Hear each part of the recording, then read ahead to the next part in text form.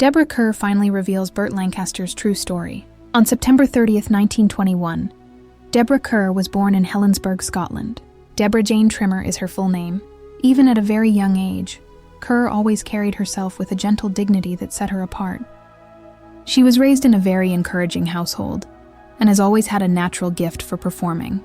She began her career as a ballet dancer before studying acting at Bristol, England's Hicksmale Drama School. She became a global celebrity as a result of this crucial decision. Kerr began working in the film industry in the early 1940s. Despite the fact that Britain was in the midst of World War II, people noticed her right away.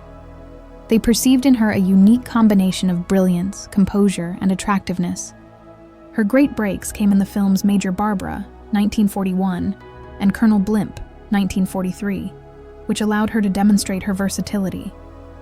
Kerr demonstrated her ability to portray socially complicated people, strong-willed women, and sympathetic heroines with a depth that always made the characters come to life.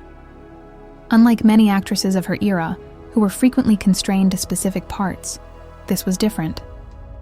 Her talents rapidly gained her recognition in Hollywood. Kerr went on to American films by the late 1940s, which would provide her with the most well-known roles.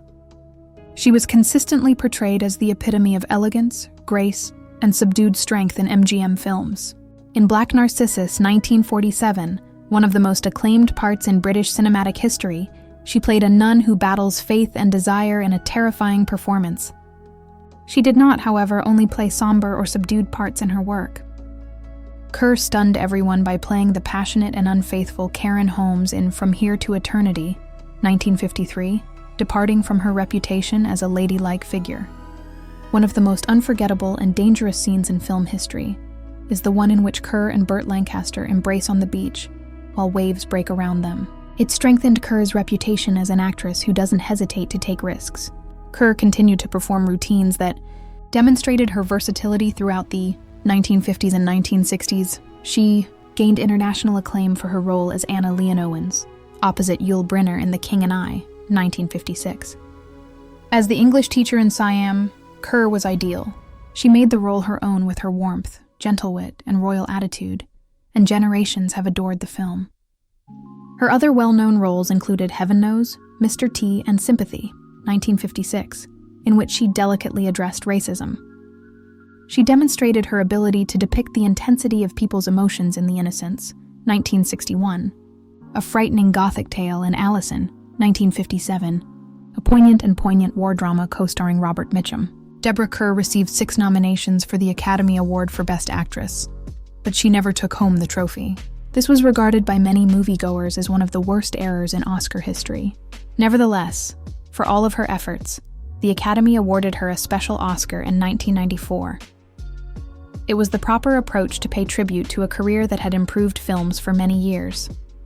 Squadron leader Anthony Bartley of the Royal Air Force was Deborah Kerr's first spouse. During World War II, he was a well-known fighter pilot whose valor in combat made him a hero in his own right. Only a few months after the war ended, on November 29, 1945, they were married. Since the world was only beginning to recover from years of conflict, the celebration was brimming with optimism and hope. When they were married, he had the honor of having served his nation with distinction, and she had the notoriety of a budding Hollywood star. They had 2 daughters together, both of whom went on to lead prosperous and contented lives. On December 27, 1947, Melanie Jane Bartley, their first child, was born. 4 years after Melanie Jane's birth, on December 18, 1951, their second child, Francesca Ann Bartley, was born. Deborah Kerr's family name was linked to another prominent British acting family when Francesca married actor John Shrapnel. Following Deborah's marriage to Francesca, she had 3 gifted grandsons: Joe Shrapnel, who went on to become a screenwriter, Tom Shrapnel, who also went on to become an actor, and Lex Shrapnel, who joined his family as an actor. Her marriage to Bartley initially appeared to be a fantastic choice, but as time went on, issues began to surface. Deborah's professional success, her notoriety, and the fact that she had put in a lot of effort to become financially independent made her a global celebrity. Her marriage suffered as a result of these issues. Despite his own success, Bartley was envious of her achievements and the international attention she received. Her employment required her to travel long distances and spend a lot of time away from home, frequently on demanding film sets far from her family, which exacerbated her issues. These breaks caused a great deal of damage to their relationship. Despite their deep affection for their children, their divergent ideologies prevented them from getting along. After nearly 14 years of marriage, Deborah and Bartley divorced in 1959. This brought an end to a period of her personal life that had been both joyful and challenging. 1 year later, on July 23, 1960, Deborah Kerr married Peter Vertel, a writer and screenwriter of American descent, beginning a new journey. Vertel was a successful author who gained recognition for both his works and his work in Hollywood, where he collaborated on screenplays and maintained relationships with mid-century authors and artists. Deborah wed Vertel and became the stepmother of his daughter, Christine. Her family bonds were strengthened by her strong friendship with Christine. She experienced friction and professional competitiveness in her first marriage. However, despite its own issues, her relationship with Vertel was frequently characterized as one of friendship and respect. In her later years, Kerr divided her time between two of the most stunning locations in Europe. She lived in Marbella, Spain, a posh resort town on the Costa del Sol, as well as Klosters, Switzerland, a tranquil alpine community adored by artists, intellectuals, and even European aristocracy. Deborah resigned from the pressures of being a Hollywood celebrity and lived a cosmopolitan lifestyle that was reflected in these houses. Kerr still placed a high value on her daughters and grandchildren. But as she grew older and her health began to deteriorate, she decided to return to Britain in order to be nearer to them. Her spouse remained in Marbella, but the couple remained together. She remained friends with Peter Vertel until her passing. Prior to Kerr's passing in 2007, they were married for nearly 50 years. In contrast to the erratic years of her upbringing, it provided her with stability and company. Additionally, it demonstrated her ongoing struggle to strike a balance between her personal life and the legacy of her incredible work. For many years, Deborah Kerr was regarded as one of Hollywood's most elegant and reserved leading ladies. She stood out from many of her contemporaries because of her knowledge, grace, and desire for seclusion. On the surface, she appeared flawless, but she had vivid memories of working with some of the biggest names in her era, including the strong and occasionally erratic Burt Lancaster. They collaborated on the 1953 film From Here to Eternity, which altered their lives and went on to become one of the most well-known films of the 20th century. Kerr eventually expressed her true feelings for Lancaster when she discussed her meetings with him and her work on that film. Some admirers were stunned by her remarks, which also validated what others had long believed. Deborah Kerr was candid and forthright in her remarks, which is uncommon when she speaks to us. Burt was unlike anyone I had ever worked with. He had a big presence that dominated the entire room, and he was nasty and bossy. But sometimes, the same intensity that made him so fascinating might also be too much to bear. For Kerr, who had based her career on composure and responsibility, Lancaster's unbridled energy could be both thrilling and exhausting. According to her, their interactions on set were quite similar to the complex, ferocious emotions of the characters they portrayed. She added, "People thought Burt was just a tough guy, this rugged American male, but he was also very smart and very thoughtful about his work. However, he wasn't always able to restrain himself. There were moments when I thought he was pushing everyone well beyond what was reasonable, and that man could be incredibly demanding." This news revealed a side of Lancaster that had only been alluded to by Hollywood gossip writers. Even with co-stars as skilled and polished as Kerr, his relentless ambition and somewhat controlling demeanor might interfere with their performance. One of the sexiest and riskiest scenes in film history at the time was the well-known beach scene from Here to Eternity. However, it wasn't as simple as it appeared on screen. According to Kerr, filming that moment wasn't simple. "I was surprised by how powerful the waves were. Sand was all over the place, and because Burt is Burt, he insisted that we repeat the process until he was satisfied. I feared I might not be able to breathe since I was so exhausted. However, everyone is aware that the result was remarkable." Here, Kerr demonstrated the difficulties involved in creating a great film, as well as the suffering and anxiety that lie beneath the glitz of a well-known Hollywood moment. She didn't only say bad things, though. Additionally, Kerr stated that the energy between her and Lancaster could not be denied. "There was a spark between us that you can't fake, even though things were hard." Burt brought out a part of myself that people had never seen on TV before. I had always considered myself a good English lady till that time, but I managed to escape that photo of me with Burt.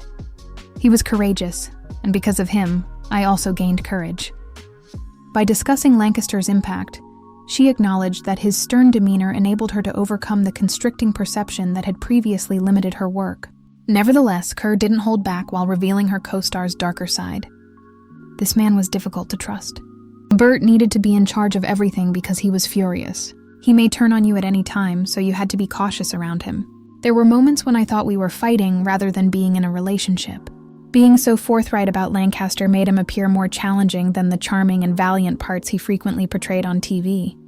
Kerr's remarks regarding Lancaster's reputation outside of acting may have been the most startling of her remarks.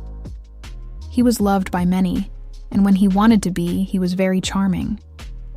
However, no one ever noticed the harsh aspect. Burt never truly allowed anyone in, I think. He enjoyed having control over everything, including his relationships. You had to exercise constant caution around him. Deborah Kerr's candid discussion revealed the realities of Hollywood's golden age, in addition to the personal challenges of working with Burt Lancaster. Under the surface, glamour was composed of people who were motivated, really flawed, and occasionally difficult to get along with. Her remarks were an open confession from a woman whose entire existence had been based on poise and tact. Decades of silence weighed heavily on them. She admitted the obvious impact he had on her job and reputation, despite the fact that she told everyone about him. For Kerr, I don't regret working with Burt. I will never forget him, and we made something that will last much longer than either of us. But the truth is that I could never trust him completely. Deborah Kerr ultimately revealed Burt Lancaster's complexity with those statements. She revealed not just the actor, but also the guy who created the legend, an intriguing and complex individual who influenced her tale long after the cameras had gone. On October 16, 2007, Deborah Kerr passed away in Boatsdale, a charming and serene town in the English county of Suffolk. Her age was 86. This little rural village, renowned for its historic elegance and tranquility, is where one of the most well-known performers in film history was buried.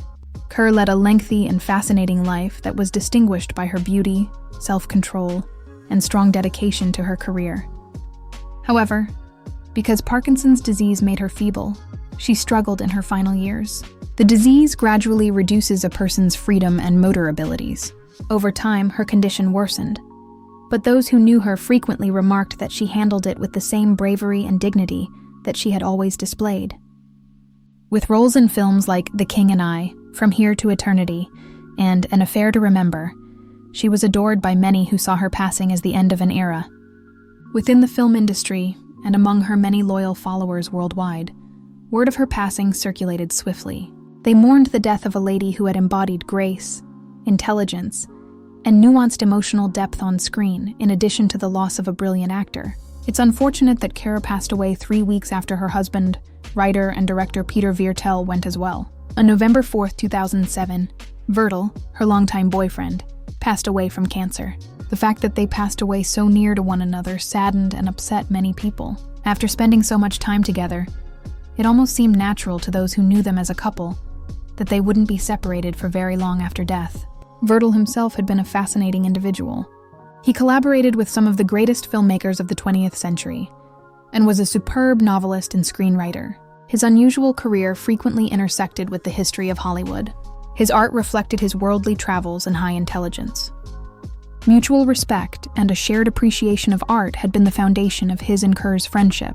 His passing so shortly after hers was terribly symmetrical. One seemed to be unable to continue without the other.